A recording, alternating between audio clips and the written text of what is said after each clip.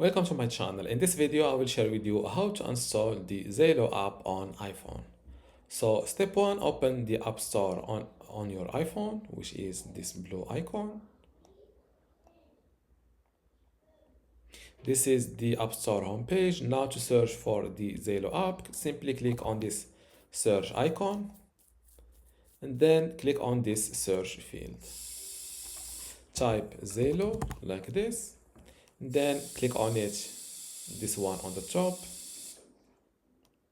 and this is the Zalo app. This is an ad, you need to skip it, and this is the Zalo app, official Zalo app. Click on this get button to start downloading the app to your iPhone. Click on install.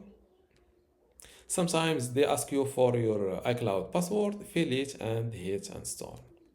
As you see, the Zalo app is downloading to my iPhone. Wait a moment.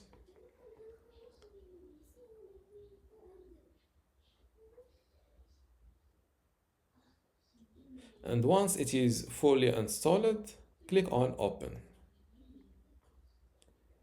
And this is the official Zalo app on iPhone. If you still have a question, leave it in the comments below and don't forget to give this video a like. Thank you.